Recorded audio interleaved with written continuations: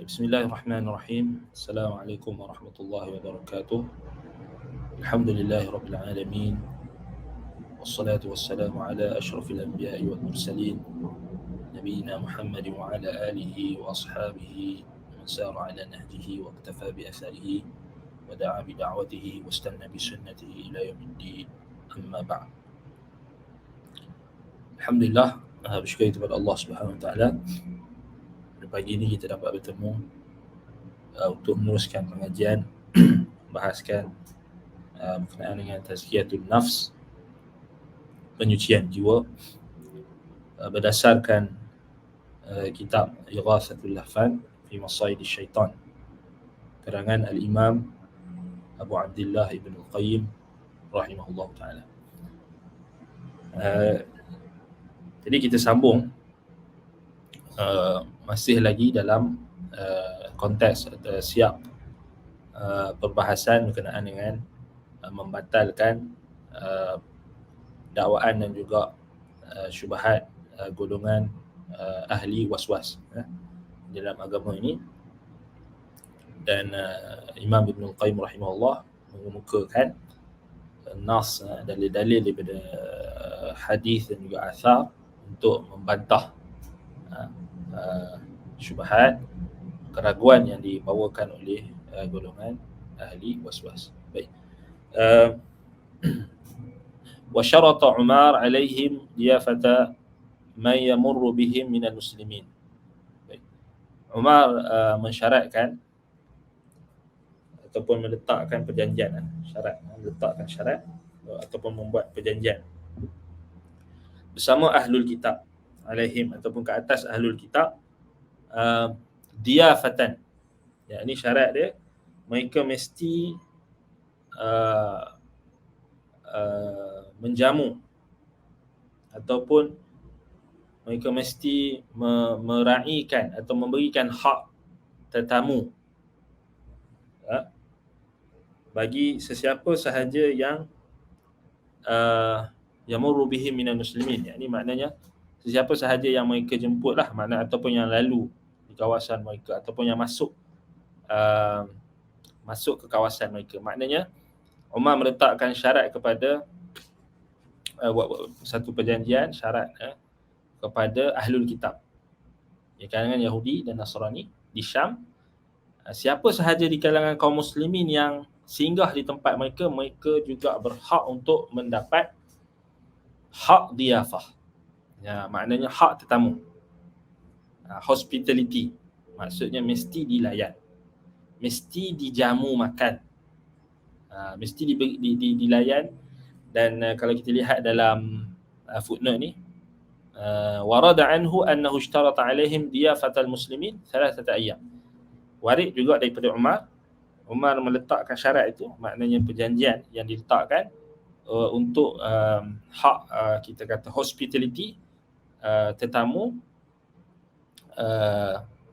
kepada kaum muslimin, maknanya di atas ahlul kitab. Mereka ahlul kitab kena berikan hak diyafah. Mesti layan tetamu dengan baik, mesti diberikan hak hospitality itu selama 3 hari. 3 hari. Rawahu Malik wa anhu Syafi'i fil diriwayatkan oleh Imam Malik dalam Muwatta, Imam Syafi'i wa anhu Asy-Syafi'i fil Syafi'i datang juga riwayat daripada Imam Asy-Syafi'i daripada Imam Malik dalam kitab Abu Ubaid dalam Al-Amwal, Abdul Razzaq dalam Musannaf dia, Ibnu Zanjawih dalam Al-Amwal, Ibnu Abdul Hakam fi Futuhi Misr wal Baihaqi fil Kubra, kulluhum an Nafi' an Aslam an Umar wa sahhahahu Al-Albani fil Irwa. Maknanya asal ni sahih. Ni kira-kira nak panjang nak baca dia punya takhrij ni panjang lagi lah. Tapi ala kulli hal sahih. Maknanya orang kafir di kalangan ahlul kitab disyaratkan oleh Umar, kalau mereka menerima tetamu di kalangan kaum muslimin, mereka perlu memberikan hak diyafah. So ini menunjukkan apa? Ini menunjukkan keharusan muamalah kita bersama ahlul kitab. Berbeza dengan orang yang ghulu, orang yang ekstrim, orang yang melampaui batas. Mereka kata tak boleh. Tak boleh makan tak boleh tak boleh kita kata berurusan dengan orang kafir, kena boikot. Tak betul lah kan, tak betul lah kan. Baru-baru ni kita semalam kat anda tengok satu berita pihak McDonald kan, McD Malaysia keluarkan zakat lebih pada berapa juta kan di 14 buah cawangan ataupun negeri. Kat situ apa yang point yang kita nak ni nak ketengahkan. So McDonald ni dulu selalu kita dengar McD kan, McD ni dia yalah kita tak nafikan lah makanan. Satu kita kata memanglah makanan yang makanan fast food ni memanglah ada tak baik lah untuk kesihatan kalau makan selalu kan. Tapi kita nak bagi tahu, dulu kita pernah dengar orang boikot McD sebab dia berkata Yahudi kan. Tetapi tengok macam mana bila orang Islam kita kata McDonald Malaysia ni orang Islam yang pemilikan dia adalah pemilikan orang Islam. Tengok macam mana dia orang boleh beli atau kita kata franchise McD ni, kemudian mereka dapat create peluang pekerjaan. Itu satu. Kemudian mereka dapat kita kata mereka dapat berkhidmat kepada umat Islam dengan kita kata memberikan zakat. Itu satulah maknanya, dua kan. Kita katakan maknanya apa yang kita boleh dapat kat sini, maknanya tak betul lah orang yang menuduh McD ni perlu diboikot kerana dia Yahudi bla bla bla kan. Kita selalu dengar dulu kan. Jadi banyak kali kan sampai pihak McD sendiri terpaksa untuk keluarkan kenyataan. Satu lagi isu adalah isu yang selalu kita dengar kat BMF, ataupun dia satu slogan ataupun satu macam kita kata satu kempen beli barangan Muslim first kan. Baik, tak ada masalah, tak ada isu. Tak ada isu kita kata beli barangan Muslim tu, tak ada isu.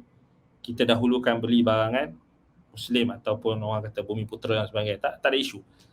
Balik pada asal, kita wajib mencari yang halal. Umat Islam wajib mencari makanan yang halal. Sebab itu Nabi SAW sebut dalam hadis, Nabi kata fa'ajmilu fit talab, maka perelokkanlah cara kamu cari rezeki. Cari rezeki yang halal, cari rezeki yang baik. Makan pun nak kena makan makanan halal. Baik. Dan sebab itulah tanggungjawab itu fardu kifayah, fardu ain ke atas setiap Muslim, fardu kifayah ke atas pihak berkuasa, pihak pemerintah. Fardu kifayah maknanya perlu ada badan-badan yang menjaga. So kita tengok macam-macam penyelewengan dan juga macam-macam perkara yang boleh menggugat kita kata bila tak ada amanah, tak ada integriti dan sebagainya, boleh menggugat kita kata isu berkenaan dengan halal ini. Poin dia dekat sini, apa yang ini mungkin orang jarang ketengahkan. Kita tak ada masalah dengan apa kita kata slogan ataupun kempen beli barang orang Islam, tak ada masalah. Cuma apa yang sebaiknya, kadang-kadang kita tengok bila kita buat barang ataupun kita jual, kita kata ini orang Islam buat. Okey. Dia tak ada isu. Kalau tempat tu majoriti orang Islam, tak ada isu. Tapi kalau kita buat, kita tak eksklusifkan Islam tu. Ini yang sebenarnya yang Islam ajar. Kita tak eksklusifkan itu. Maksudnya barang orang Islam bukan untuk orang Islam saja, bahkan kita kena lead. Maknanya kalau kita ada produk, kita bukan setakat kita fokus pada orang Islam saja. Kalau tak, macam mana kita nak maju? Ini barang orang Islam punya saja. Orang bukan Islam jangan beli. Tak majulah. Sebab itu kita kata orang Islam yang beli McD kemudian guna franchise yang sama, itu dia dapat berjaya. Sebab apa? Yang beli tu bukan orang Islam saja, orang bukan Islam pun makan juga McD. So kemudian benda tu hasil tu dapat kita maksudnya manfaatkan untuk zakat. Contoh kan, untuk zakat untuk masyarakat. Itu satu benda yang mungkin kadang-kadang orang ni dia terlampau macam barang orang Islam, kita jual kat orang Islam saja. Orang bukan Islam tak. Itu tak apa? Tak tepat. Kalaulah orang kafir buat macam tu juga, macam mana? Tengok dia orang tak pernah ada tu kan. Maksudnya tak pernah ada maksudnya dalam muamalah kita tak perlu nak strict sampai ni barang apa kita beli yang barang orang Islam saja. Tak ada. Selagi mana benda tu benda yang boleh dipakai, halal, kemudian bukan perkara yang bertentangan dengan syarak, dia balik pada kaedah al-aslu fi syai' al-ibahah. Asal bagi segala sesuatu harus. Dia yang strictnya dalam ibadat.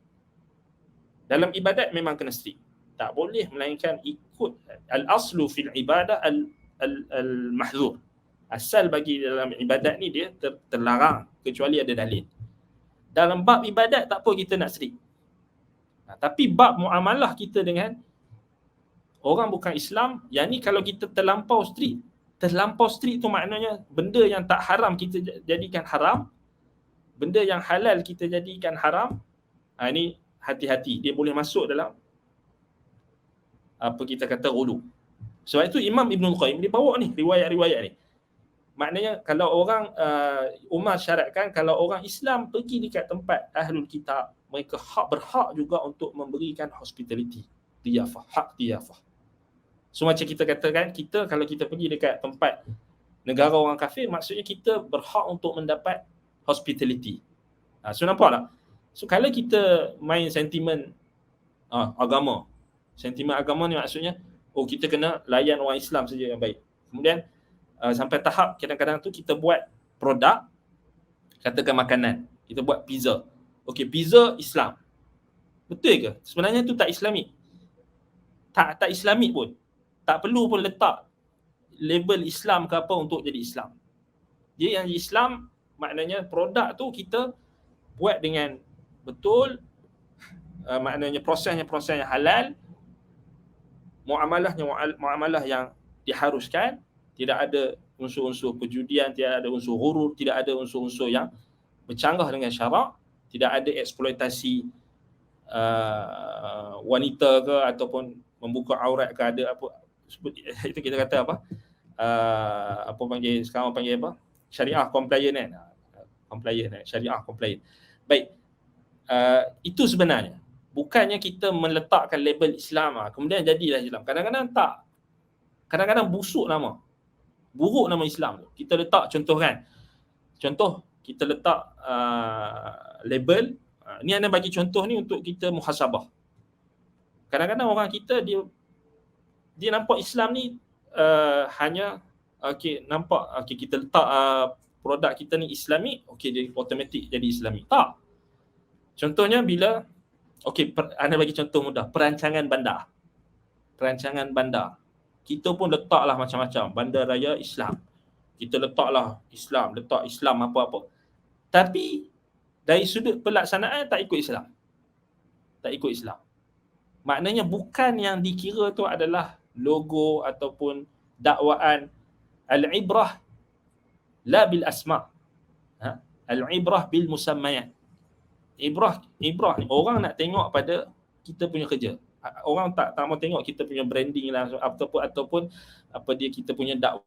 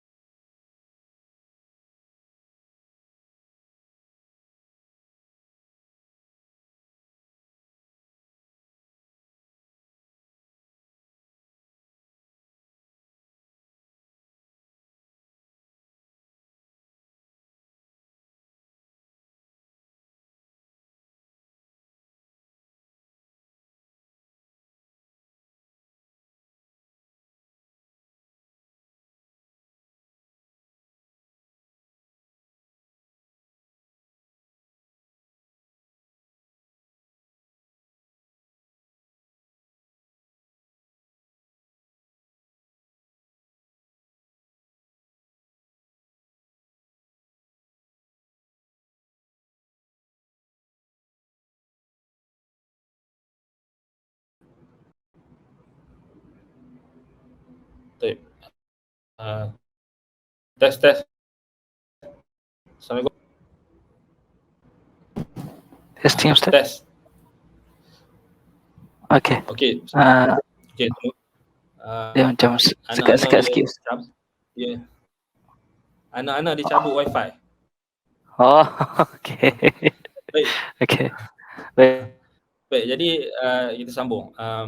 Baik, tadi kat mana kita bincangkan tadi tentang apa al-ibrah bil musamma la bil asma.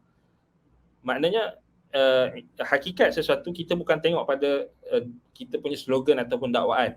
Maknanya bila kita kata kita nak buat Islam, maknanya bukan setakat kita make up, okay, kita letak Islam punya logo ataupun kita letak bulan bintang, okay, automatically jadi Islam, tak. Tetapi Islam itu pada kita kata apa, pada sejauh mana kita ikut syariat Islam. Maknanya perancangan bandar misalnya kan. Jadi ada tak macam mana Islam tunjukkan macam mana kita nak mentadbir. So ada, tapi tak perlu kita nak apa, letakkan logo ataupun nak letakkan logo Islam tu, ini kitalah yang paling Islam pasal kita letak logo Islam, tapi sebenarnya hakikatnya sebaliknya. Tak ikut Islam. Kan, tak ikut Islam maksudnya dari sudut apa dia pentadbiran tu tak baik, kemudian adanya apa dia korupsi, maksudnya tak ikut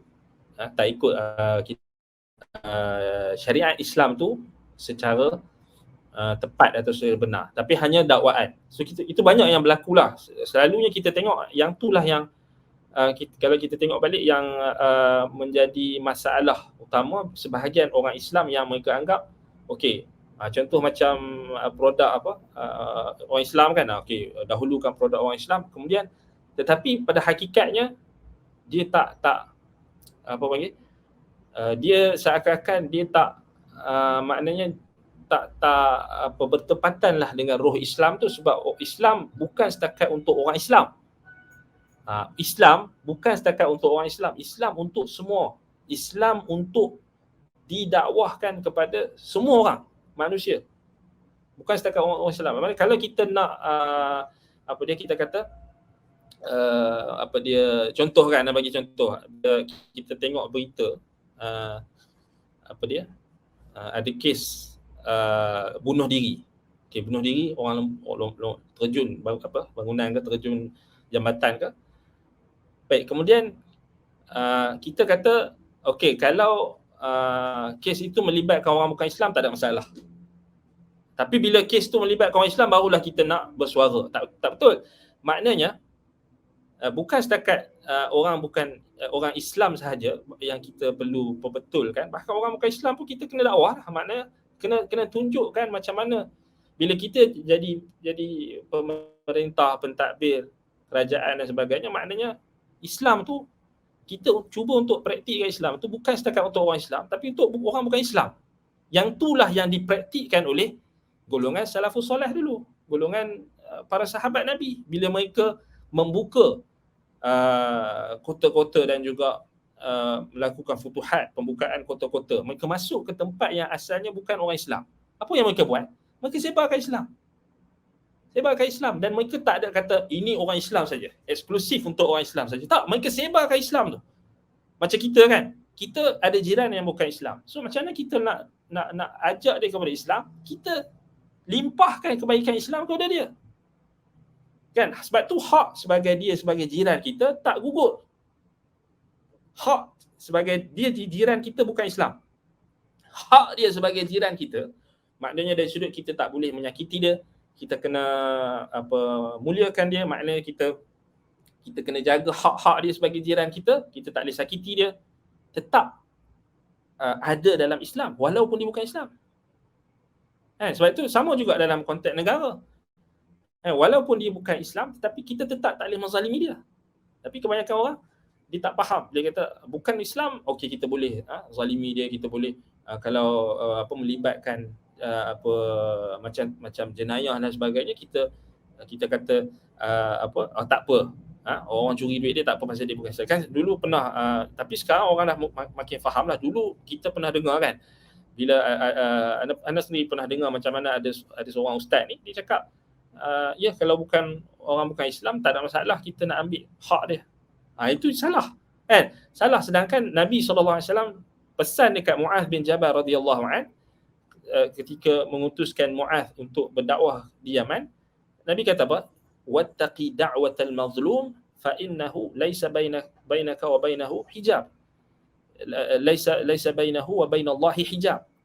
Atau kama qala sallallahu alaihi wasallam. Nabi kata, ya Muaz, innaka ta'ti qauman min ahli alkitab. Kau akan mendatangi tempat yang adanya ahlul kitab. Kemudian last sekali Nabi kata, disuruh Muaz dakwah tauhid kan. Kemudian last sekali Nabi sallallahu alaihi wasallam kata, wattaqi da'watal mazlum. Berwaspadalah kamu daripada doa orang yang dizalimi. Nampak tak? Nabi tak kata berwaspadalah kamu daripada doa orang Islam yang dizalimi. Tak, Nabi kata berwaspadalah kamu daripada doa orang yang dizalimi. Maknanya termasuklah orang kafir, ahlul kitab.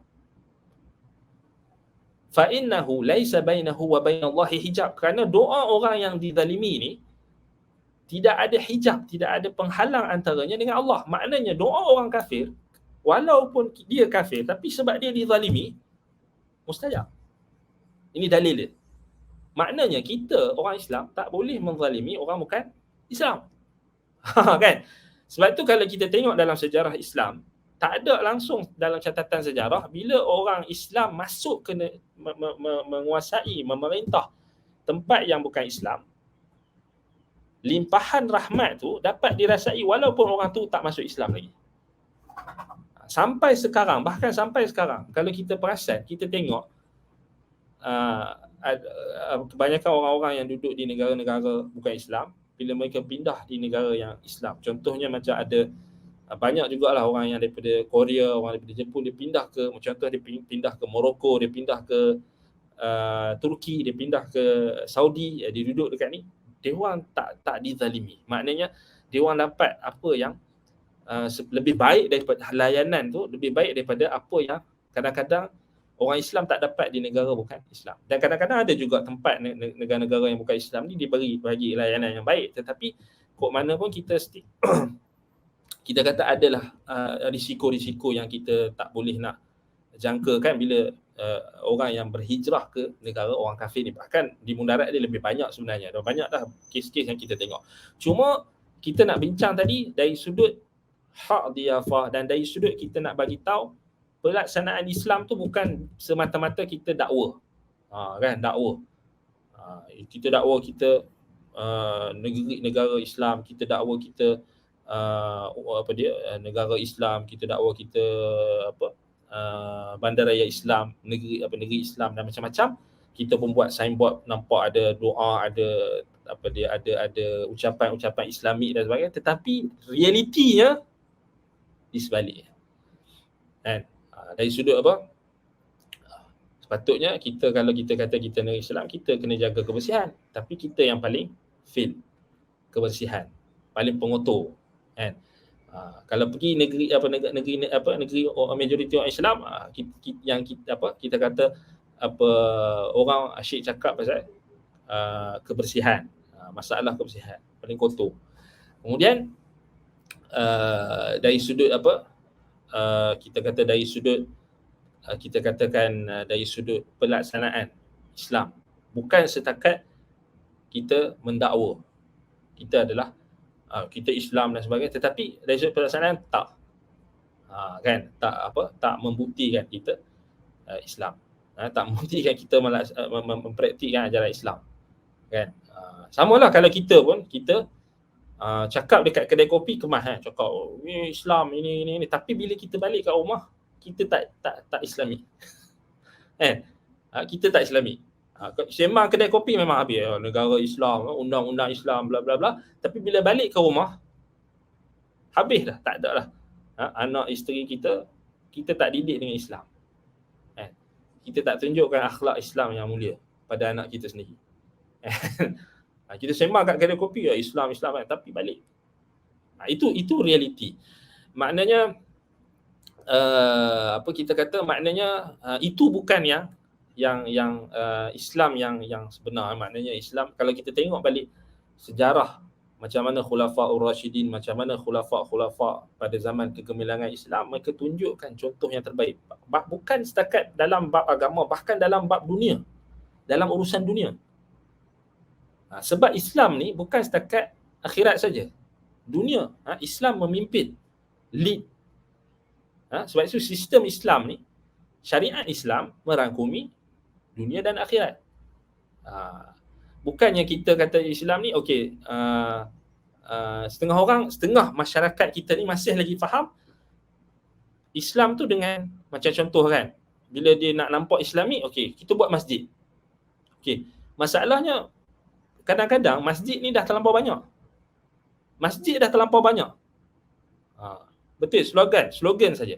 Masjid dah terlampau banyak. Buatlah masjid. Dia nak nampak Islami ni, dia nak buat masjid yang gagah.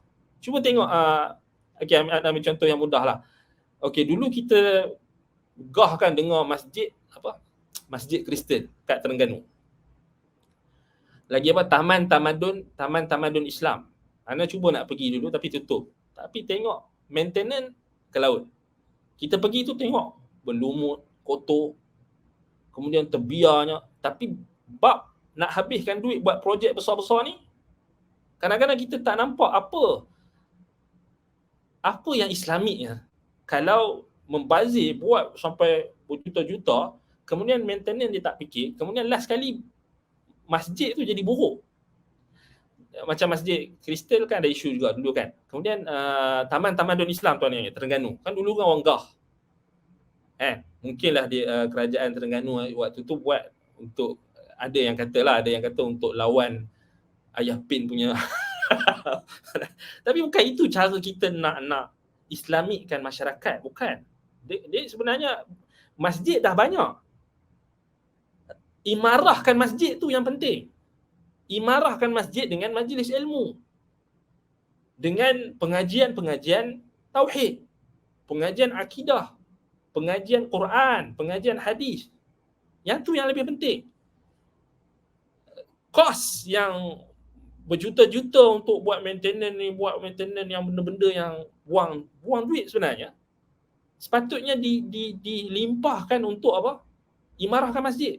Tapi masjid jadi mati maknanya tak ada program agama, ataupun kadang-kadang ialah kuliah tapi tak mampu untuk menarik masyarakat Islam daripada segenap usia.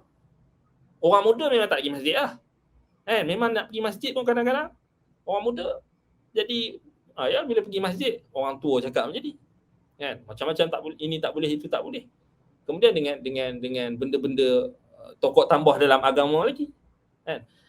Jadi masjid ni dah banyak dekat Malaysia. Banyak. Tetapi adakah diimarahkan? Adakah diimarahkan? Kemudian kita tengok banyak buang kita kata buang duit. Tapi nak buat masjid.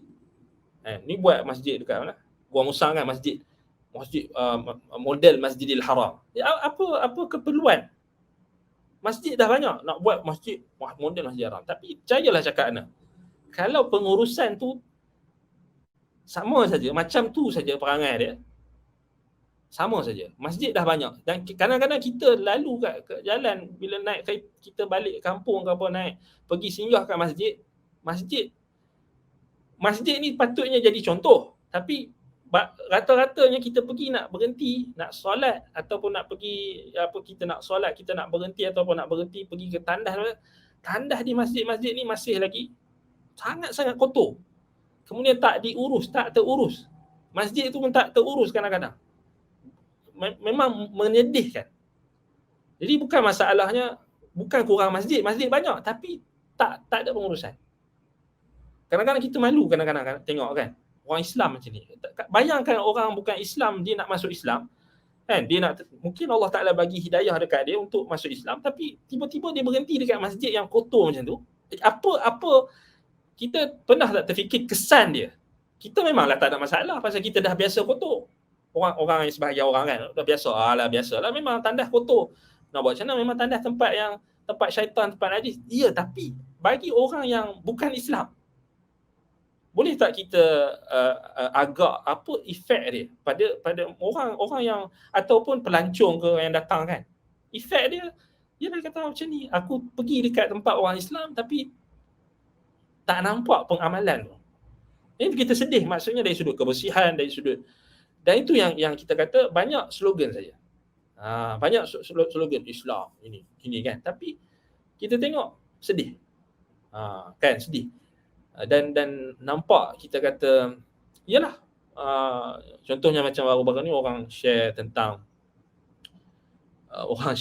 stesen bas di sebuah negeri. Stesen bas tu kan dia berkata 10 tahun dah katanya sementara kan. Tak tahulah macam mana.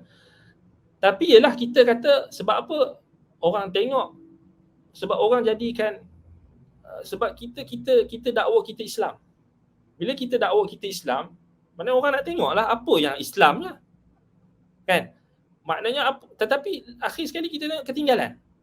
Bukanlah kita nakkan kemewahan tempat tu maksudnya gah, tapi paling kurang orang boleh rakyat atau masyarakat boleh gunakan tempat tu dengan baik. Tapi masalah dengan tandahnya, kemudian masalah dengan tak ada tempat nak berlindung daripada hujan, macam-macam. Orang bising kan, orang bising. Macam mana Islamnya? Kemudian macam masjid, buat masjid besar berjuta-juta. Kemudian jalan setengah tempat tu nak pergi masuk sekolah, jalan pun masih lagi jalan tanah merah. Ada tengok orang share video, nak pergi ke satu jalan, nak pergi ke satu tempat ni, pergi sekolah ni, nak masuk ke kampung tu, jalan dia punya teruk.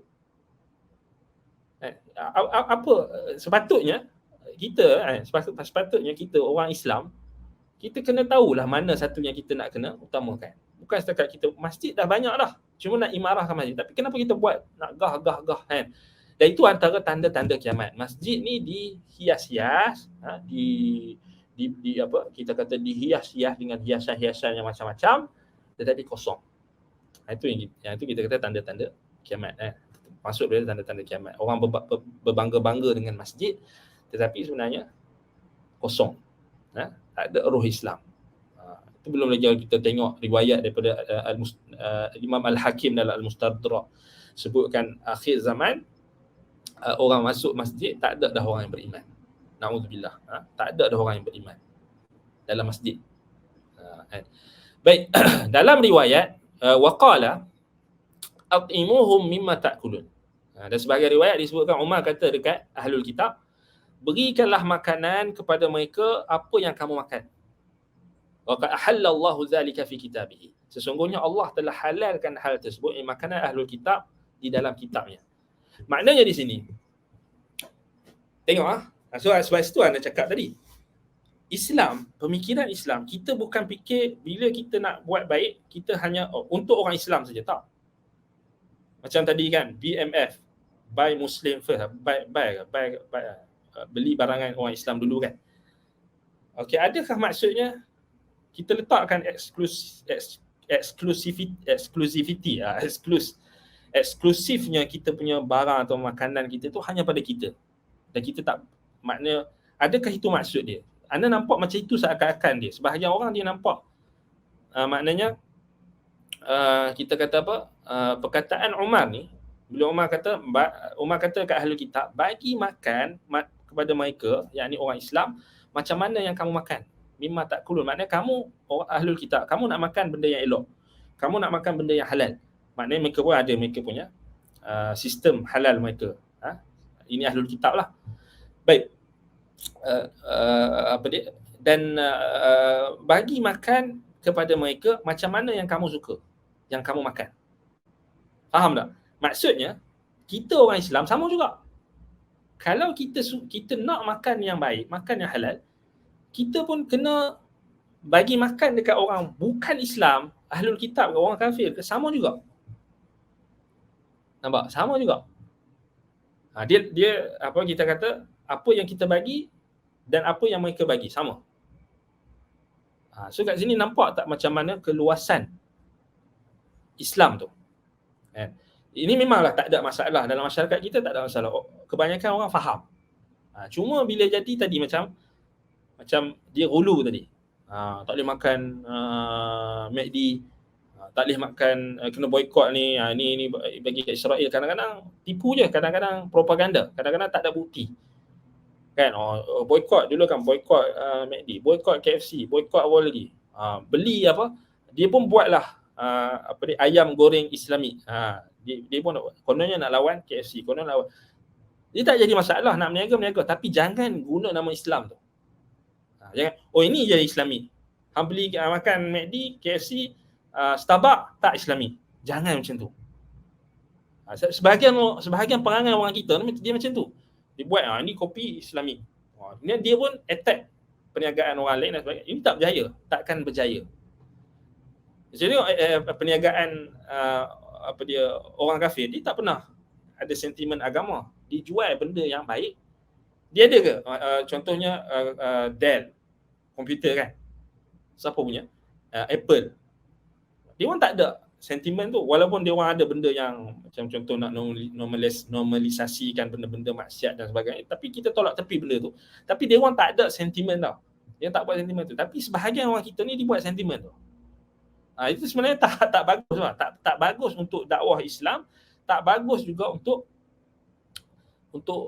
perniagaan sendiri. Sebab kita main sentimen. Kita nak berniaga tapi kita main sentimen. Orang Islam sendiri macam beli barang saya, orang lain tak Islami. Itu masalah sebahagian peniaga orang Islam ni, sebahagian ni macam tu. Jadi macam mana nak berjaya? Kita target, sedangkan bukan semua yang nak kita kata yang nak beli barang kita semua tu bukan orang Islam saja. Sepatutnya kita kena luaskanlah. Kan? Jangan kita anggap ni eksklusif. Jadi macam mana orang memanglah orang bukan Islam dia tak kira benda tu kan, dia kira kualiti benda tu, produk atau pemakanan dan sebagainya kan. Itu yang Islam ni, kita jaga kualiti produk kita, bukannya kita tampal dekat situ Islami tapi kualiti tak jaga. Barang pun tak apa-apa. Kemudian kita nak dakwah Islam. Siapa tak beli musuh Islam. Musuh Islam. Marah kan. Siapa tak beli tak support. Itu kadang-kadang perangai orang kita. Bila kita tak beli, orang tu tak beli kan, dia macam melenting. Ni kenapa tak beli barang ni BMF? Kenapa tak beli produk Muslim? Kau punya barang tu, produk kau tu, kau tak jaga kualiti. Macam mana orang nak beli? Kemudian tiba-tiba bila orang tak beli, melenting. Ini sebahagian peniaga lah. Sebahagian orang Islam ni dia jadi macam kita cakap macam lah. Anda rasa sama macam apa yang Prof Harun Daud ada sebut dalam kajian dia. Memang dia kata kebanyakan orang Melayu kita ni banyak menggunakan agama, banyak mengatasnamakan agama untuk kepentingan diri. Menggunakan nama Allah untuk kepentingan diri. Menggunakan agama untuk kepentingan diri. Ini memang realiti. Senang cerita, maksudnya ringkasan dia. Kebanyakan orang kita gunakan agama untuk kepentingan diri. Kan? Kebanyakan syarikat. So, bukan kita kata orang atasan, orang politician ke apa, itu memang dah makruh lah. Ni yang bawah ni, orang bawah ni. Inilah yang membentuk orang atas. Orang yang atas tu jadi muncul disebabkan dia daripada bawah ni lah. Daripada bawah lagi dia dididik macam tu. So konsep Islam tu tak betul. Tak betul kan. Baik. Sebab tu anda kaitkan dengan apa yang Umar kata dekat Ahlul Kitab. At'imuhum mimma ta'kulun. Beri makan kat mereka. Orang Islam, macam mana yang kamu makan? Nampak? Ini kalau kita nak berniaga, jangan main sentimen macam ni. Tak perlu. Berniaga, kita berniaga. Benda harus. Tak perlu. Kadang-kadang kita kata kadang-kadang propaganda je lebih. Kita buat kononnya slogan ni, tapi tengok dia tak berjaya juga. Kan, dia tak berjaya. Maksudnya perniagaan orang Islam tu macam dulu kan keluar satu tu Malakat Mall ke apa kan, yang orang angkat-angkat kan ni apa dia BMF apa semua, tapi last kali apa jadi? Habis sekejap je. Dia tak akan jauh. Tapi kalau tengok orang bukan Islam, dia orang bijak. Dia orang tak ada sentimen agama. Dia orang tak main sentimen agama tu. Yang penting produk, kualiti. Itu Islam. Dia orang buat mall apa semua, dia orang tak ada pun main sentimen. Mall orang Cina, dia buat mall kan. Dia buat mall, dia buat surau. Surau siap buat besar lagi. Dia buat mal, dia buat surau. So dia tak ada kata dia anti-Islam ke ataupun dia buat tokong dia ke kat situ lawan surau ke. Dia tak ada main sentimen agama. Dia meniaga.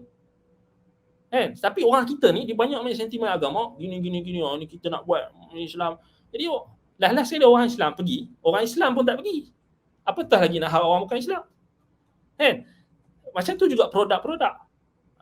Dia sekarang ni kita kata sebab kita tengok benda tu dah jadi barah dalam masyarakat. Buatlah dia buat produk gini-gini Islam kan. Tapi realitinya tak ikut Islam kan. Slogan ni gah dengan slogan. Allahul musta'an. Walamma qadima Umar radhiyallahu anhu Syam, sana'a lahu ahlal kitab ta'aman. Fada'uhu faqala aina huwa? Qalu fil kanisa. فكره دخولها وقال لعلي رضي الله عنه اذهب بالناس فذهب علي بالمسلمين فدخلوا وأكلوا وجعل علي ينظر إلى الصور وقال ما على أمير المؤمنين لو دخل وأكل.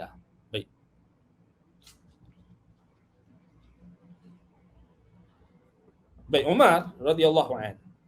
Umar pernah satu hari Umar tiba di Syam, kemudian ahlul kitab pun buat makanan untuk Umar, untuk jamu Umar dan jamu kaum muslimin ketika itu. Jadi waktu nak buka Baitul Maqdis kan. Baik, kemudian dia bertanya, di mana makanannya? Di mana makanan yang kamu buat ni? Mereka pun menjawab, fil kanisah. Makanan tu disediakan, dijamu di gereja. Dia tidak suka masuk ke gereja dan berkata kepada Ali radhiyallahu an, pergilah bersama orang-orang. Pergilah bersama sahabat-sahabat kamu. Maka Ali radhiyallahu an pergi bersama kaum muslimin, mereka masuk ke gereja dan makan. Tiba-tiba Ali melihat gambar-gambar di gereja itu, lalu dia berkata, apa salahnya jika Amirul Mukminin masuk dan makan di sini? Maksud Umar, dia nampak kat sini? Kat sini maknanya apa hukum makan di gereja? Kalau mereka kita datang daripada jauh, so mereka buat jamuan tu dekat gereja. Apa hukum dia? Based pada asal ni harus. Umar tak mau masuk, maknanya Umar mungkin nak makan kat tempat lain. Tapi Umar tak menolak jemputan ahlul kitab tu. Sedangkan dalam gereja tu ada gambar-gambar. Ali masuk. Ali tengok gambar. Benda maksiat lah, ada benda maksiat, ada apa surah, ada apa dia gereja, ada gambar-gambar saint wali-wali yang depa gambar kan. Kan? Gereja bukannya tempat ni. Umar suruh pergi. Idhab bin nas, pergi makan. Sebab lapar kan? Pergi makan, tak ada masalah. Pergi makannya bukan nak pergi sujud dekat ataupun nak pergi tengok. Tak, makan je. Fadhahaba Ali bin muslimin, Ali pergi. Dakhalu wa akalu, masuk gereja dan makan. Maknanya sekadar hajat lah. Kan? Sebab itu bila Ali tengok gambar-gambar ni, Ali kata, ma'ala amirul mu'minin law dakhala wa akala. Tak ada masalah kalau Umar masuk sekali makan. Masuk dan makan. Pasal lapar kan, perjalanan jauh. Kan? Apa salahnya kalau masuk makan? Tak ada masalah. Tapi di situ dalam riwayat ni menunjukkan kepada kita, maknanya Umar mungkin ada urusan lain, diperintahkan Ali untuk ganti, pergi. Kan? Pergi makan bersama dengan gerombongan kaum muslimin yang datang ketika itu, yang sampai ke Syam. Ni kat Baitul Maqdis lah, dekat Syam, dekat Palestin lah. Maknanya kalau kita tengok balik memanglah ada ada perbahasan tentang riwayat ini. Kalau kita tengok di sini, Azahu Ibnu Qudamah fil Mughni li Ibn A'id fi Futuh Syam wa rawahu Ibn Asakir fi Tarikh Dimashq. So, riwayat ni datang dalam Ibn A'id sebut dalam Futuh Syam, Ibn Asakir dalam Tarikh Dimashq, daripada jalur periwayatan Ibn A'id daripada Al-Walid, kemudian dibawakan sanad je sampai kepada Nafi', dan disebutkan kisah ini. Abdullah ibn Ziyad dalam perawi dalam riwayat ini matruk, muttahamun bil kadhib, dia ditinggalkan dan dituduh sebagai pendusta. Tetapi imtina'u Umar, ni kata muhakkik, imtina'u Umar an ijabati da'wah li ajli ma fil kana'i min tamyiz thabit. Tetapi Umar tak mau masuk ke gereja tu sebab memang riwayat yang sebut kata memang sebab bukan urusan lain, tapi sebab Umar tak suka gambar-gambar yang ada dalam gereja. Ini sabit. Sahih. Sebab itu Umar suruh Ali masuk. Ali dengan orang Islam pergi masuk pasal makanan tu dibuat dekat gereja. Maksudnya makanan untuk mereka makan tu dijamu dekat gereja. Jadi Umar dia maknanya kat sini Umar walaupun benda tu Umar tak suka, tapi Umar tak berani nak kata haram.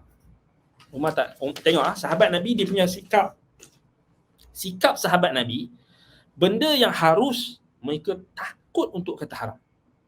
Dan mereka kalau mereka tak suka benda tu, mereka tak halang untuk orang lain buat. Sebab tu Umar suruh Ali masuk pergi makan. Sebab tu Ali kata apa salahnya? Kita makan. Depa jamu makan. Bukannya kita pergi nak tengok gambar tu. Kan? Tapi Umar sebab dia warak, dia lebih warak dari sudut ini, dia tak mau. Sini fiqh yang kita boleh dapat dari fiqh Umar ni. Kalau kita benda yang hukum harus, kita kena kata harus. Halal kita kena kata halal. Yang haram kita kena kata haram. Benda yang harus, ada benda yang harus tetapi kita tak suka. Sebab mungkin kita nak jaga warak. Contoh, anda bagi contoh yang mudah je kita nak faham. Makan McD, KFC, apa hukum dia? Halal. Tapi kita tak suka. Tak suka fast food. Kita tak suka fast food. Pasal kita tahu tak bersihat, tak sihat. Kalau makan selalu tak sihat. So kita suka makan makanan yang apa panggil? Ulam. Ulaman. Buah-buahan.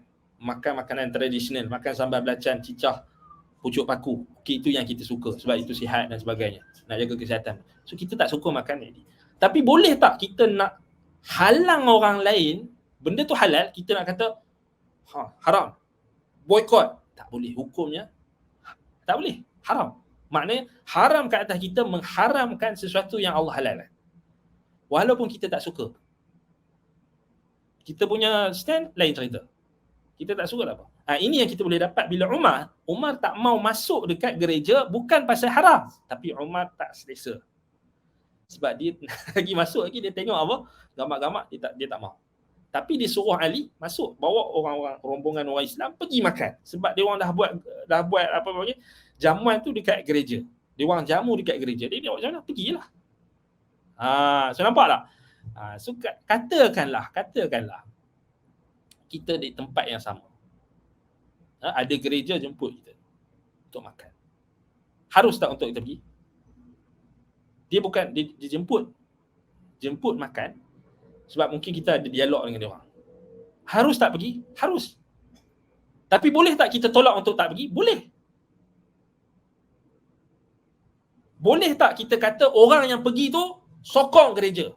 Tak boleh. Jangan kita berlebih-lebihan. Macam hari ni orang jadi macam tu tau. Tengok ada gambar mana-mana ulama duduk kat gereja, terus kita kata ni ulama gereja, so terus mulut tu celupak. Mulut tu kita tak jaga. Kan, kita tak tahu, senyap lebih baik. Tak payahlah nak komen lebih-lebih kan. Ada orang yang pergi, memang bukan dia nak pergi support pluralism, Abraham Accord apa, yang tu lain cerita. Yang ni dia pergi memang nak dakwah. Mungkinlah yang boleh dipetikai kan, dia pergi selfie, pergi tangkap gambar pula dengan dekat dalam tu, berbangga-bangga pula dalam gereja. Itu mungkinlah di boleh dipetikai kan, boleh dikritik kan. Tapi macam sahabat Nabi ni orang pergi makan lah. Dah jemput makan-makan kan. Jadi itulah kalau kita kalau katakan gereja jemput, kerana kita ada nak dialog dengan dia orang, pergi dialog lah. Kalau dia orang jamu kita makan, boleh tak makan? Dia beza kan. Ahlul kitab yang dulu lain, ahlul kitab yang sekarang ni dia tak sama. Tak boleh kita samakan. Maknanya sekarang ni kita tak boleh makan terus lah. Maksudnya kena pastikan apa yang mereka, maksudnya kita kena pastikan apa yang mereka jamu halal lah. So kena sembang lah dulu. Kamu jamu apa? Setakat buah. Jadi kalau dia kata ni kami order makanan ni memang makanan halal. Tak apalah, makanlah. Kalau rasa tak percaya, tak payahlah pergi. Tak payahlah pergi makan tu. Kan? Banyak lagi tempat dakwah lain. Kan? Itu contohlah kita nak bagi tahu. Cuma bila benda yang kita tak suka, tak semestinya, maknanya benda yang harus, kita tetap kena kata benda tu harus. Macam Umar tak kata haram benda tu. Tak boleh kamu makan dekat dalam gereja. Haram. Tak ada. Hukumnya harus. Yang haram, bila kita pergi masuk gereja tu, kita syok pula dekat dalam gereja tu, kita pergi promote pula gereja tu, ataupun kita mengucapkan kata-kata takjub, ataupun kita reda dengan agama mereka, itu memang haram lah. Bukan haram saja, boleh jatuh ke lembah kekufuran, wal'iyadzubillah. Yang tu tak boleh. Duk pergi dekat dalam gereja tu sambil makan, sambil inilah saudara seiman kita, memang itu memang cari nahas lah. Kan, cari nahas lah. Kan? Baik, wallahu ta'ala a'lam. Itu satu isu lah. Baik. Sebab tu Ali masuk, Ali makan. Sebab tu Ali bila dia tengok dia kata tak ada apa. Sebab kita bukan nak pergi masuk tu, nak pergi iakan kemungkaran mereka, kita makan. Itu contoh lah. Wa kana Nabi SAW yuqabbilu ibnatihi fi afwahihima.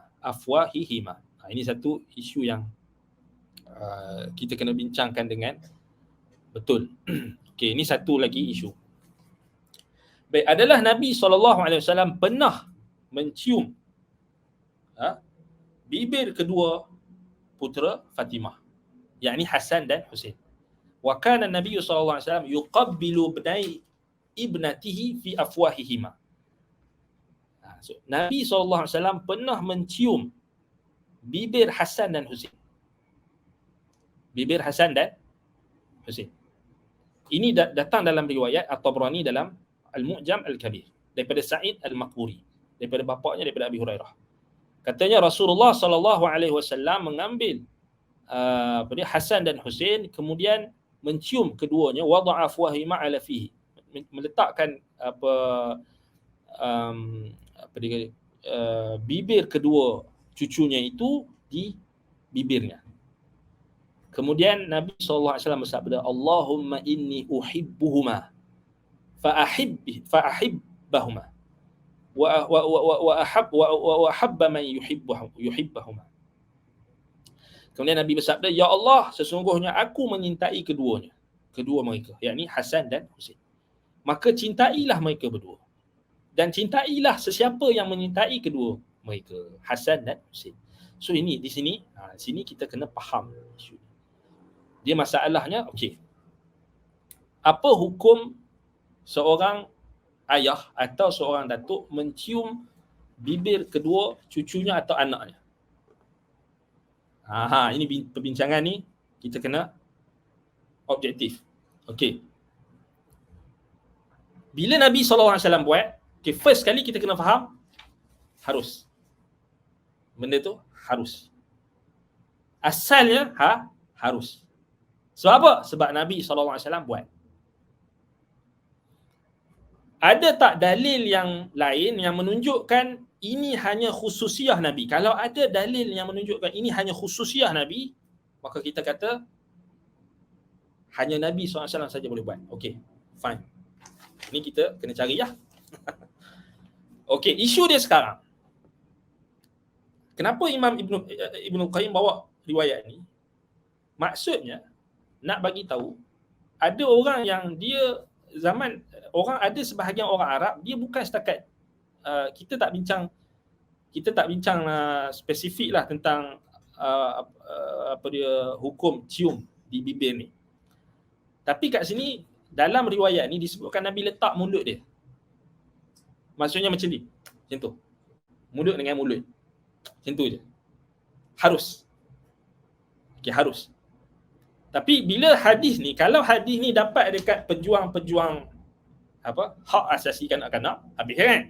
Dia tak faham, kemudian mungkin dia orang akan boleh buat tafsiran yang salah, ataupun dia orang akan salahkan ini kan dia orang kata tengok ni, ni tak betul, gini bla bla bla, sebab dia orang jahil, dia orang tak tahu ataupun dia orang tak faham. Baik, jadi kat sini satu, sebab mungkin ni akan menimbulkan salah faham bagi orang yang, ya betul kita kata yang tak dibenarkan bila cium dengan syahwat. Yang tu memang haram secara ijma'. Itu anak sama ada lelaki ataupun cucu kita ke, anak kita ke, tak kira lah siapa pun, cium dengan syahwat haram hukumnya dengan kesepakatan. Jadi tak ada isu lah. Tak ada isu lah orang nak kata pedofil ke apa benda ke. Tak. So Nabi SAW hanya meletakkan mulut dia. Sebab tu hadis ni bunyi dia, fayada'u fahu ala mawdi'i fiha. Apa dia hadis ni? Wada'a afwahihima ala fihi. So Nabi letakkan dia. Maknanya kalau anak kita atau cucu kita, kita cium dia punya bibir dia, cium dengan macam tu je. Boleh tak? Boleh kalau tak apa kita kata membawa kepada syahwat, harus. Harus. Macam kita cium pipi je lah. Sama je lah, cium pipi, sama. Tapi kalau membawa kepada syahwat sampai ini sebab ada orang yang ada penyakit. Orang yang ni asalnya datuk ke, ayah ke, dia tak ada masalah. Betul tak? Dia tak ada penyakit, dia tak ada masalah. Dia tahu anak dia yang dia kena protect dan dia tak ada isu dia ada syahwat dengan anak dia. Kecuali orang tu ada penyakit. Ni bahaya sebab kita zaman sekarang ni zaman orang ada banyak penyakit. Penyakit macam-macam lah. Gila seks, penyakit apa lagi, pedofilia, ni semua penyakit lah. Sebab Allah Ta'ala sebut dalam Quran penyakit syahwat ni. Allah kata berkenaan dengan apa dia, perintah untuk orang wanita untuk jaga mereka punya suara kan. Apa dia, perintah untuk wanita jaga suara mereka. Apa dia, Allah Subhanahu Wa Taala sebut berkenaan dengan apa apa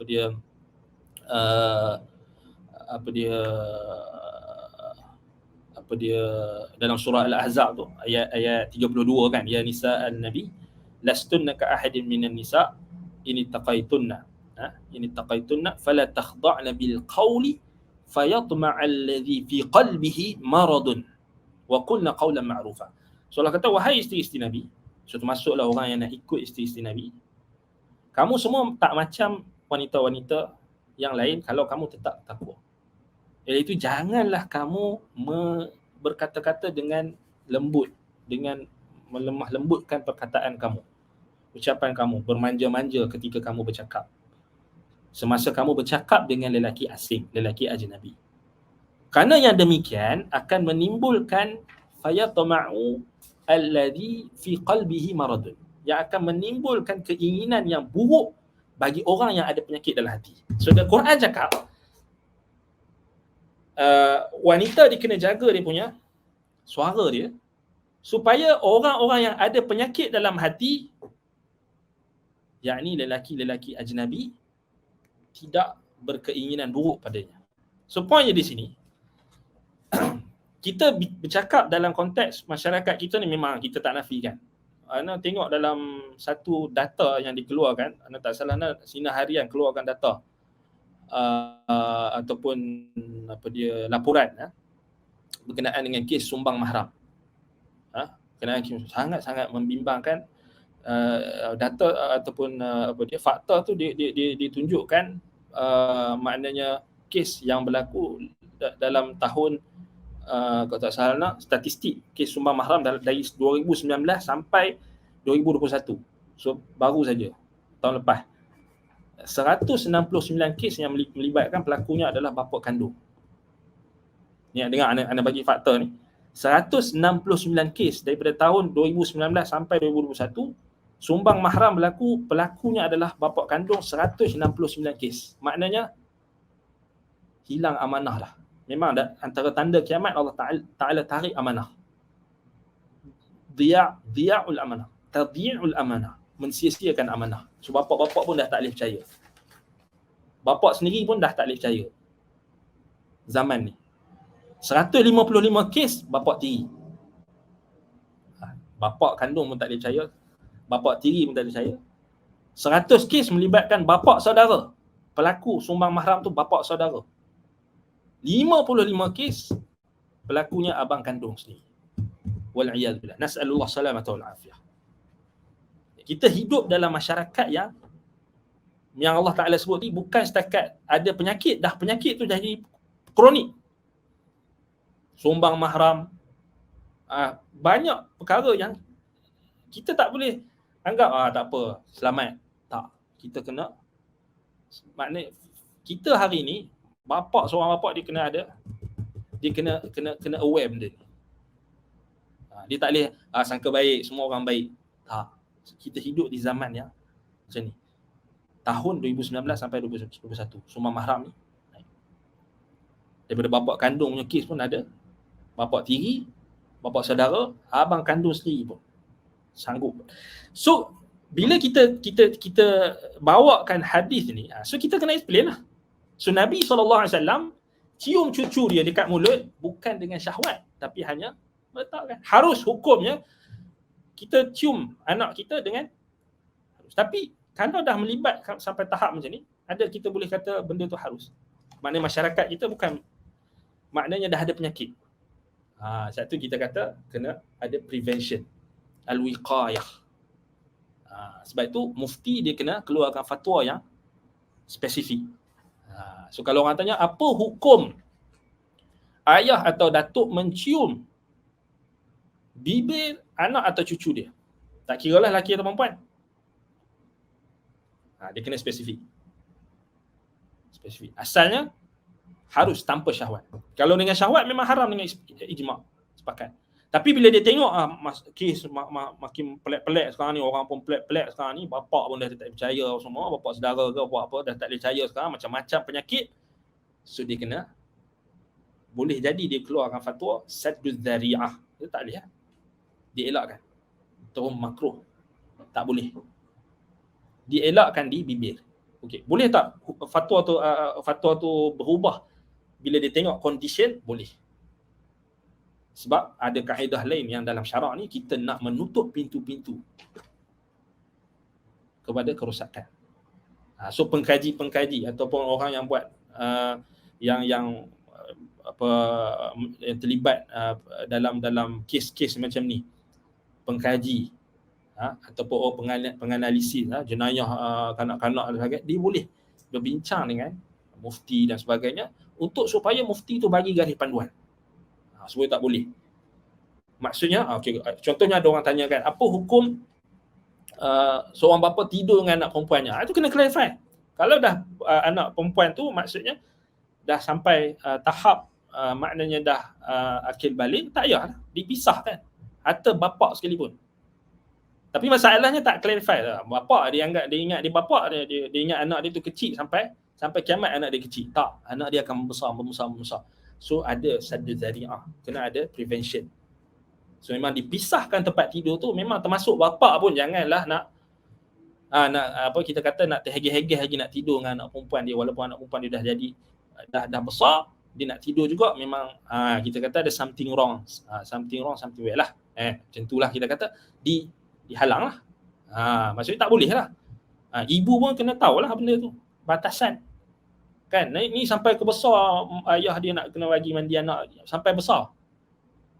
Tak jaga aurat dan sebagainya, batasan. Itu juga antara yang boleh menyebabkan kes sumbang mahram dan benda-benda yang haram ni berlaku. Kerana tak jaga syariat.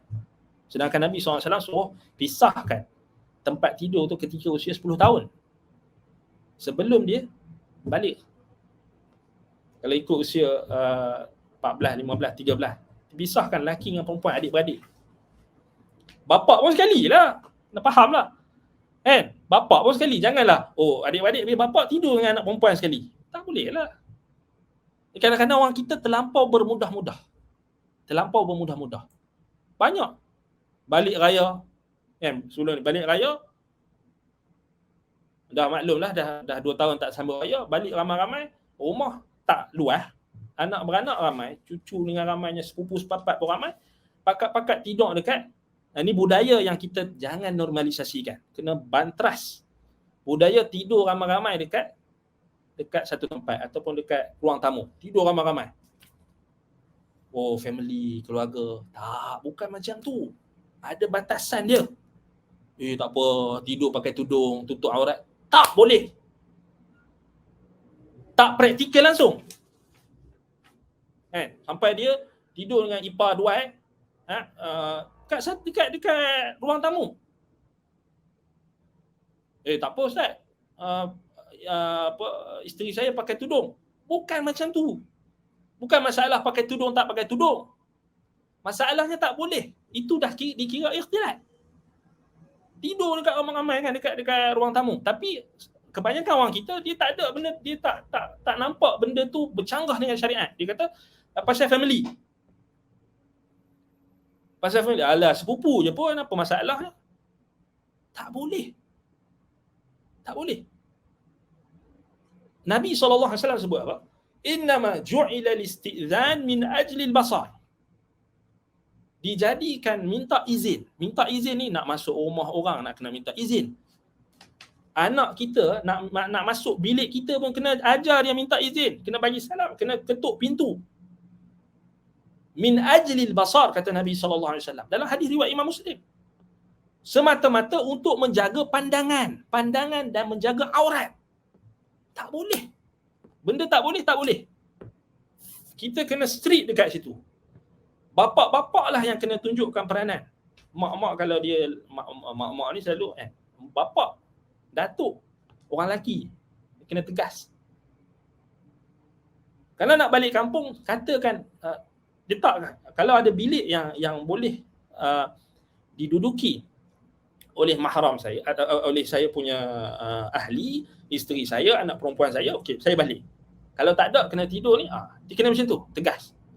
Kalau tak ada, tak saya sanggup habiskan duit untuk bermalam di hotel ke, ambil chalet ke, ambil dia rumah tumpangan ke, untuk selamatkan aurat isteri dia, anak-anak perempuan dia. Kan? Maknanya apa? Jaga macam tu. Tapi masalah orang kita, dia bermudah-mudah. Bermudah-mudah. Kalau mentang-mentang raya, tak apa adik-beradik ramai-ramai hidung. Tak apa pakai tudung. Tak, bukan masalah pakai tudung. Masalahnya kalau orang perempuan tengah tidur, kemudian kita tak tahu pula orang yang lelaki yang sepapat tu macam-macam jenis, nampak aurat isteri kita, nampak aurat anak perempuan kita. Masalah satu lagi, tak ada ghirah. Ini juga masalah akhir zaman, tak ada ghirah, hilang ghirah. Sebab kita dah terlampau ikut budaya orang kafir. Budaya orang kafir memang depa mana ada ghirah dah. Duduk campur lelaki perempuan apa semua, tak ada ghirah. Sebab itu kata Al-Hafiz Ibn Hajar Al-Asqalani rahimahullah dalam Fathul Bari, dia kata apa? Wa minal al-aqil, dia kata wa minal ma'lum anna al-aqila yashtaddu alayhi anna al-ajnabiyya yara wajha zawjatihi wa ibnatihi wa nahwi dhalik. Subhanallah. Al-Hafiz Ibn Hajar sebut lama dah. Dia kata apa? Dan termasuklah perkara yang dimaklumi dalam agama kita, bahawasanya orang yang berakal, ini orang yang berakal lah, bukan orang yang beragama, orang yang berakal. Yashtaddu alaihi anna al-ajnabiyya yara wajha zawjatihi, akan merasa tidak selesa dan akan merasa tak suka.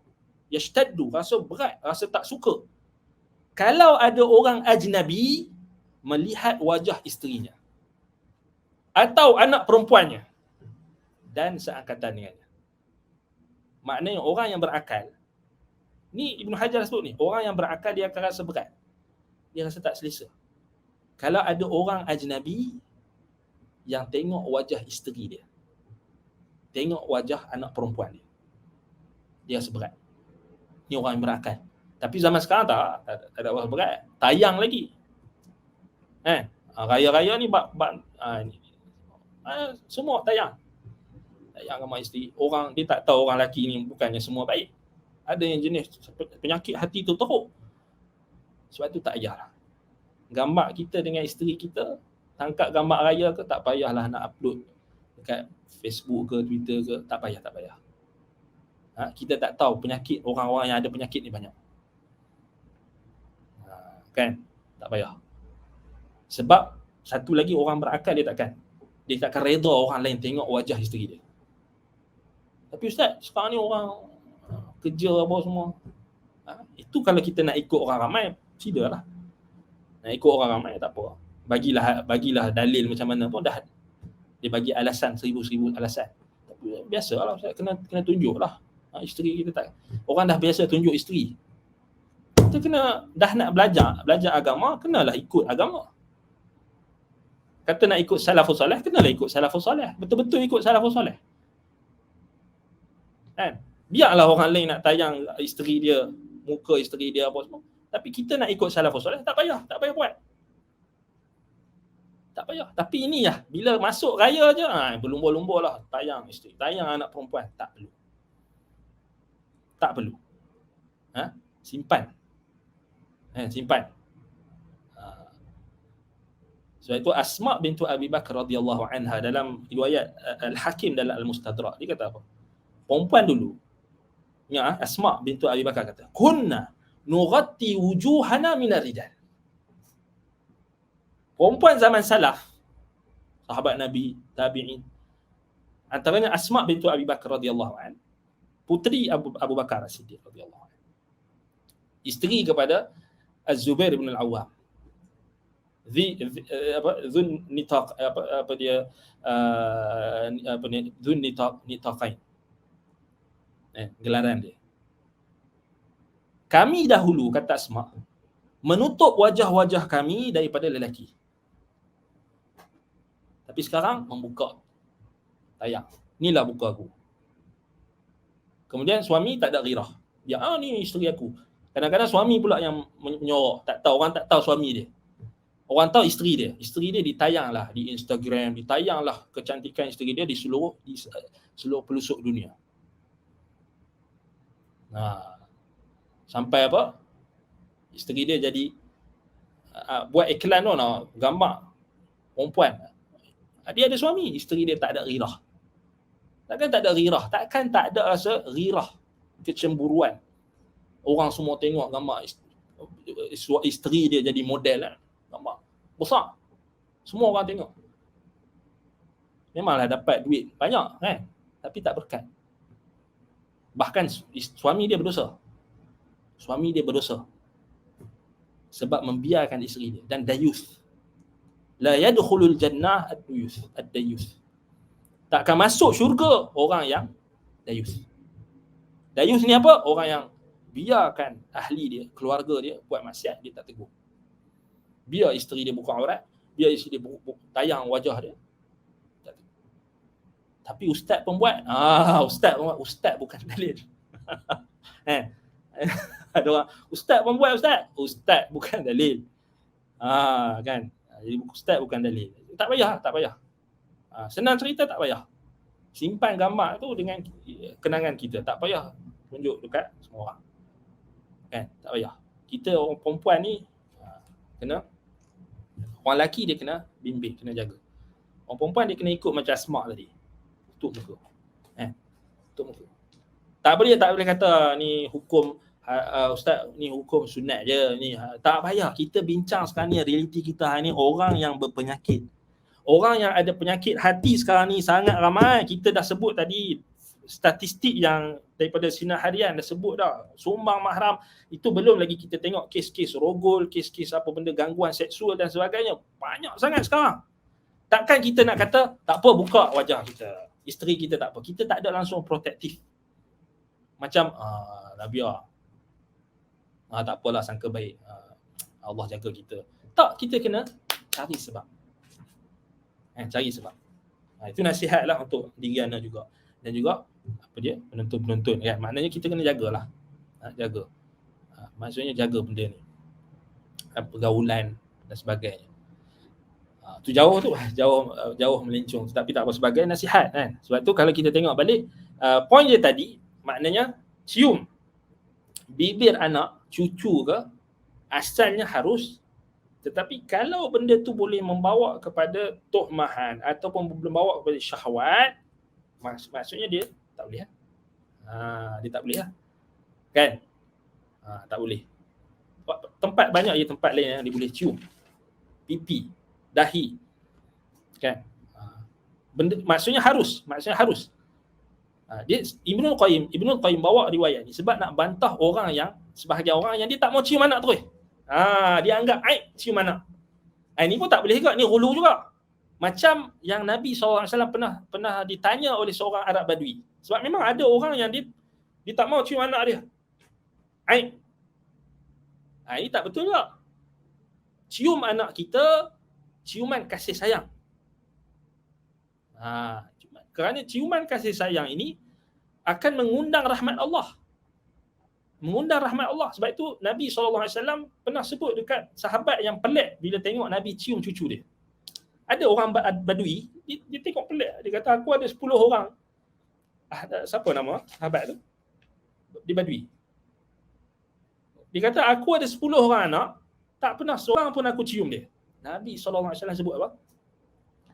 Aku takut kalau itu yang kamu lakukan, Allah Ta'ala menarik rahmatnya daripada hatimu. Maknanya, antara wasilah yang kita boleh mengundang rahmat Allah, kasih sayang Allah dalam rumah tangga, kita mengasihi anak-anak kita. Cium anak kita. Cium anak kita. Sayang. Kan? Tapi orang yang ada penyakit, dia bila kita cium dia faham cium syahwat, itu dia punya pasal lah. Dia pasal dia ada penyakit. Takkanlah kita disebabkan orang yang ada penyakit ni kita nak kata cium anak haram. Tak boleh lah. Ini point dia yang Imam Ibn Qayyim nak bagi tahu ni. Memang orang Arab dulu, dia pun bukan cium tu kerana dia orang takut syahwat ke apa, bukan. Tapi dia orang tak mau cium tu pasal dia orang anggap aib. Anak aku, kenapa aku nak kena cium pula? Dia ni anak je. Dia berkhidmat untuk aku je. Macam tu pemikiran orang Arab Badui, sebahagian orang Arab Badui. Dia anggap cium anak tu menjatuhkan kredibiliti dia. Tak. Cium anak kita tak ada masalah. Dan anak tu akan merasa kasih sayang kita. Ar-Rahimun yarhamuhumur Rahman, yarhamu man fil ardi, yarhamukum man fis sama. Dan Nabi SAW cium cucu dia. Anak dia. Kan? Dan kena clarify. Maksudnya part-part yang ada sensitif. Memang kita tak nafikanlah macam orang yang terlibat dalam orang yang kita kata aktivis kemasyarakatan yang dia banyak bergelumang dengan kes-kes macam sumbang mahram, kes-kes yang gangguan seksual dan sebagainya. Memanglah kita kena clarify kan lah, ada part-part yang tak boleh lah, sensitif. Memang kita pun kena didik lah anak kita. Kalau ada maknanya tak boleh nak cium dia. Memang itu betul. Didikan tu betul. Kita nak ajar anak kita, anak perempuan kita, anak lelaki kita sekalipun. Sekarang ni banyak kes kan. Kes liwat dekat sekolah agama. Kan? Dekat sekolah agama pun ada guru, ustaz meliwat anak orang. Tu kita kata penyakit ni dia tak kira lah agama, orang ada agama ke orang tak ada agama. Kalau dia tak ada syariat, dia tak pegang pada syariat, tak ada ketakwaan, tak ada iman, tak berpegang pada syariat, hanya semata-mata pakai kopiah, itu bukan agama. Pakai jubah, pakai serban, dan nak buat maksiat juga. Sebab roh agama tu tak ada. Kan? Macam mana kita nak jawab? Ni Mahat Tahfiz pun ada kes liwat, kes buli pun ada. Kan? Jenayah ada. Sebab bukan masalah agama tu, tapi masalah peramalan. Kan? Peramalan. Tak ada takwa. Lepas tu kita didik. Okey, anak kita bagi tahu. Anak kita. Tak ada siapa pun boleh cium kat kawasan ni, tak ada siapa boleh sentuh dekat kawasan private dia. Bagi tahu, didik anak kita kecil. Dan kita pun tunjuk contoh yang baik. Bila kita cakap tu, kita tak buat lah. Itu penting. Sebab zaman sekarang ni, jangan kita anggap zaman kita ni macam zaman Khulafaur Rasyidin, zaman tabi'in, zaman sahabat. Zaman tu mana ada orang yang dia fikir, tak ada pun. Kita kata zaman salaf dulu, dia orang tak pernah tahu pun ada orang yang sanggup untuk buat hubungan sesama sejenis. Contohnya macam Khalifah Al-Walid bin Abdul Malik, atau tak salah Yazid bin Abdul Malik, atau Al-Walid bin Hisham bin Abdul Malik Marah, atau Al-Walid bin salah seorang daripada Khalifah Bani Umayyah. Dia kata, kalau aku tak baca Quran pasal kisah Nabi Lut kan, aku tak pernah tahu ada orang yang boleh buat hubungan sesama sejenis, homoseksual. Aku tak tahu ada gay kalau aku tak baca Quran. Maknanya fitrah orang dulu-dulu sejahtera. Kita sekarang ni dengan macam-macam lagi, dengan medianya, dengan orang gila seksnya, dengan macam-macam ni, LGBTQ ni lagi, dengan perangai pelik-pelik, dengan etis ni lagi, dengan orang yang tak ada agama. Tiba-tiba kita ingat macam, oh kita di zaman salafus soleh, kita di zaman Abu Bakar, Umar, Osman. Tak betul. Kita kena aware lagilah banyak kena jaga. Lagilah kena syadid. Zaman ni bukan zaman kena bermudah-mudah, lagi kena syadid. Sebab fitnah tu masuk ke rumah kita, masuk lagi kena syadid. Biarlah orang kata kita syadid, tapi pasal kita syadid nak jaga agama. Semua kata, oh ustaz ni syadid lah. Tak, pasal kita nak jaga agama. Nak jaga agama kita. Biarlah orang nak kata kita syadid. Yang penting kita nak jaga agama kita. Wallahu ta'ala a'lam. Kena check balik fatwa. Apa? Jangan check dalam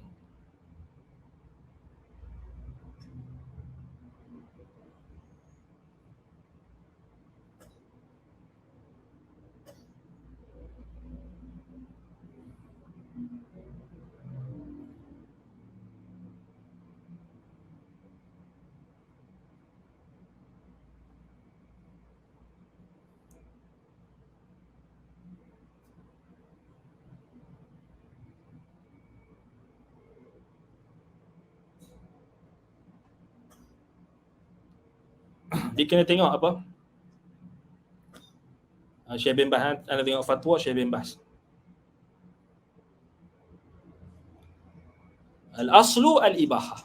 Apa hukum adakah suami isteri dibolehkan mencium alat kelamin masing-masing? Suami isteri, baik ni hukum berkenaan dengan suami isteri mencium alat kelamin sama suami isteri. Al-aslu ibahah, kata Syekh bin Baz, asalnya ibahah yakunu jami'il jasad baina zawjain illa ma warada fihi al-man. Maknanya asalnya harus, kecuali apa yang datang warid dalam syarak akan larangan. Antaranya adalah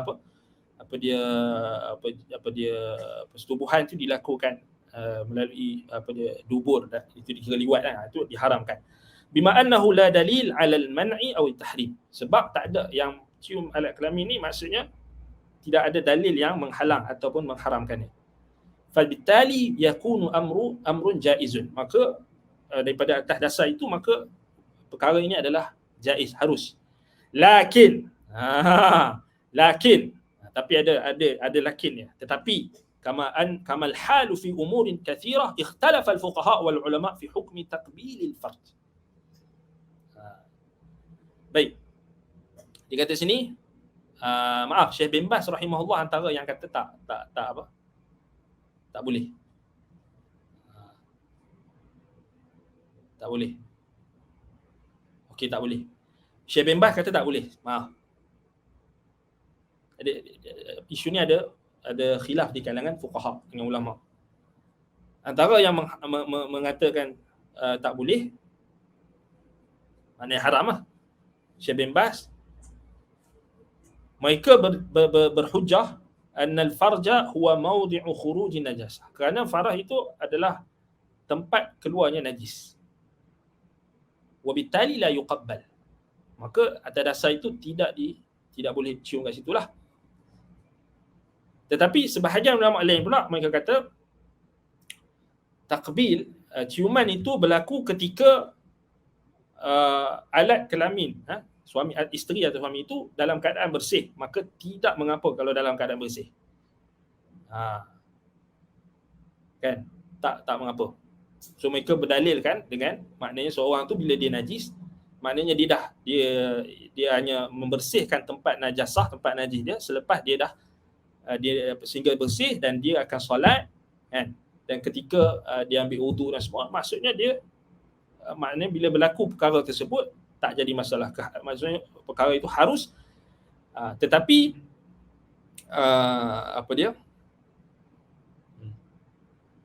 tetapi kita kata dia kena dia tengok keadaan. Tengok keadaan. Maksudnya mestilah ketika keadaan bersih lah. Imam Ahmad mengharuskan, maknanya dia mencium alat kelamin itu sebelum berjima. Tetapi makruh ba'dal jima. Jadi sebahagian ulama kata, antaranya Imam Ahmad, sebelum jima diharuskan, tetapi makruh selepas berjima.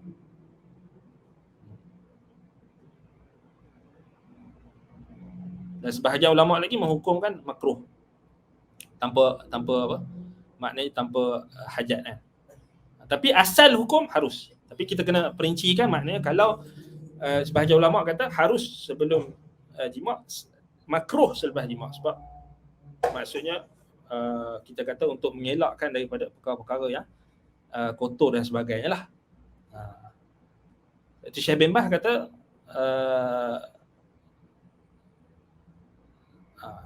Syekh bin Baz kata tak. Maksudnya benda tu makruh lah, atau makruh sama ada tanzih atau tahrim. Ada juga sebahagian ulama dia berdalilkan dengan ayat Quran, nisa'ukum harthul lakum fa'tu harthakum anna syi'tum. Maknanya Allah Ta'ala kata isteri-isteri kamu itu adalah tempat tanaman kamu. Fa'tu harthakum anna syi'tum. Tempat kamu bercucuk tanam kan. Maksudnya kat situ Allah kata datangilah tempat cucuk tanam kamu itu anna syi'tum, macam mana sekali keadaan kamu. So di situ sebahagian ulama dia istinbat daripada situ, kata ini menunjukkan ibahah, keharusan.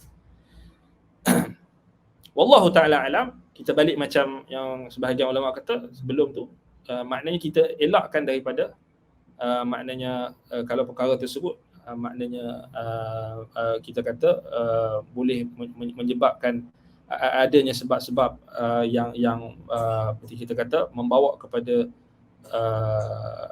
kemudaratan seperti kotoran dan sebagainya, dielakkanlah. Pastikan dalam keadaan bersih lah, pastikan dalam bersih. Wallahu ta'ala a'lam. Baik. Apa lagi kat sini? Okey. Ada soalan lagi? Okey, ini tadi kan yang kita sebutkan tadi, Nabi SAW cium meletakkan bibir baginda kepada bibir Hasan dan Husain. Letakkan dulu. Kan? So tak difahami dia cium dengan syahwat, tapi diletakkan bibir. Maksudnya, dan Nabi SAW kat situ juga kan Nabi doa. So Nabi doa dan menunjukkan Nabi melakukan hal tersebut hanya meletakkan. Baik, kata Imam Ibn Al-Qayyim lagi, wa yashrabu min mawdi'in fi Aisyah. Dan Nabi SAW juga minum di tempat, di cawan ataupun bekas minuman yang betul-betul mengenai bibir Aisyah. Kan maknanya Nabi minum daripada bekas minuman Aisyah, maknanya betul-betul dekat mulut Aisyah, bekas mulut Aisyah tu Nabi cari. Maknanya Nabi sengaja minum daripada bekas mulut Aisyah, menunjukkan keharusan. Sebab apa? Nak rat orang yang was-was. Orang was-was ni macam-macam lah jenis. Sebab tu kita kata macam-macam jenis was-was ni. Ada orang yang dia tak mau cium. Ini orang dulu-dulu kan. Dia tak mau cium anak dia sebab aib. Anak aku ni anak aku je, aku layan gitu je, tak payah cium lah. Cium ni aib aku ni bapak kan. Tak payah cium lah. Kalau cium nanti dia naik kepala. Kan? Tak boleh. Bukan macam tu. Kita kena ikut sunnah Nabi. Nabi cium, kita cium. Cuma cium janganlah berlebihan kan. Janganlah berlebihan sampai cium sampai tahap syahwat, ataupun cium sampai tahap mengundang tohmahan orang, ataupun cium sampai tahap terlampau jadi anak tu jadi pijak kepala dia kan. Itulah maknanya semuanya ada la ifrat wala tafrid. Jangan berlebih-lebihan dan jangan melampau-lampau. Jangan berkurang-kurangan dan jangan melampau-lampau. Baik.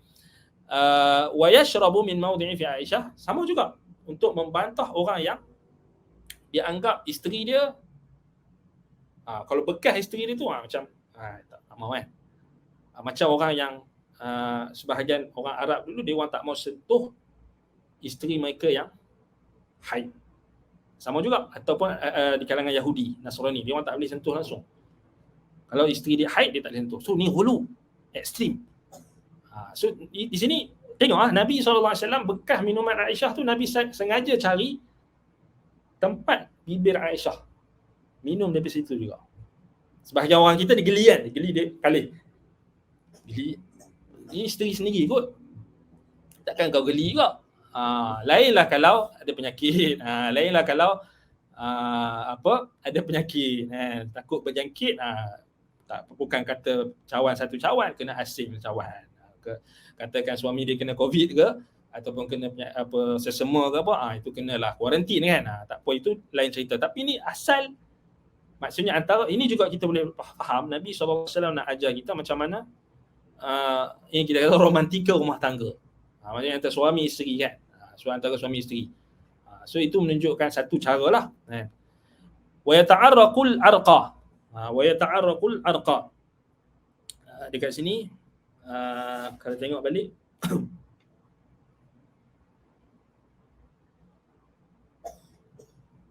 wa yata'arraqul arqa, Nabi SAW ni gigit daging pada tulang dan meletakkan bibirnya pada tempat bekas bibir Aisyah. Fa yad'u fahu ala mawdi'i fiha wa hiya haidun. Sama juga. Aisyah ketika itu tengah haid. Aisyah makan daging, makan daging, peha ataupun kawasan-kawasan yang besar lah, makan daging. So Aisyah gigit. Nabi SAW ambil daging tu, Nabi cari tempat gigit Aisyah. Nabi makan gigit. So ini siapa buat? Afdalul khalq sayyidu waladi Adam. Manusia yang paling afdal. Manusia yang paling mulia. Makhluk Allah Ta'ala yang paling mulia. Sayyidu waladi Adam. Penghulu bagi anak Adam. Khatamul anbiya war rusul. Penutup bagi Nabi dan Rasul. Khalilullah, kekasih Allah. Ini Nabi buat. So kalau kita rasa macam geli lah atau was-was, tak boleh lah. Maksudnya sebab Nabi SAW buat. Wallahu ta'ala a'lam. Baik, jadi itu berkenaan dengan perbahasan kita. Baik, kita dah habis waktu. Ada soalan lain? Ini banyak kita jawab soalan. Pasal anda baru tahu boleh baca komen dekat sini. Jadi tak perlulah nak tanya dekat admin. Sebelum ni tak tahu boleh tengok komen kat sini. Kita tengok komen ni baru boleh baca. Sebelum ni tak pernah tahu ada boleh baca komen ni kan. Kita tengok kitab je. Soalan kita tunggu admin post. Ni kita boleh baca, alhamdulillah. Tadi terputus sekejap tadi. Innama amwalukum wa auladukum fitnah, ujian. Anak-anak dia tarik wifi. Tarik wifi. Berapa tahun tu. Dia tak tahu apa dia tarik. Kita pun terkejut lah, tiba-tiba tak ada kan. Ni dah, tapi dah boleh agak lah. Baik, jadi anda rasa cukup setakat itu. InsyaAllah kita akan sambung pada kelas akan datang membahaskan Imam Ibn Qayyim akan bawa lagi riwayat yang sangat banyak dan juga perkara yang sangat penting untuk kita nak sentuh kelas akan datang, iaitu berkenaan dengan sikap macam mana agama yang Allah Ta'ala utuskan kepada Nabi Muhammad SAW, praktiknya, dan macam mana Nabi SAW mentahzir perbuatan tanatu' ataupun perbuatan ghulu, melampau-lampau dalam agama. Kita akan bincang pada kelas akan datang. Baik, jadi nasa cukup setakat itu. Naktafi bihadzal qadar. Aqulu qawli hadza wa astaghfirullah li wa lakum. Subhanakallahumma wa bihamdika asyhadu an la ilaha illa anta astaghfiruka wa atubu ilaik. Sallallahu ala Muhammad wa ala alihi wa sahbihi wa barak. Wassalamu alhamdulillahi rabbil alamin. Wassalamu alaikum warahmatullahi wabarakatuh.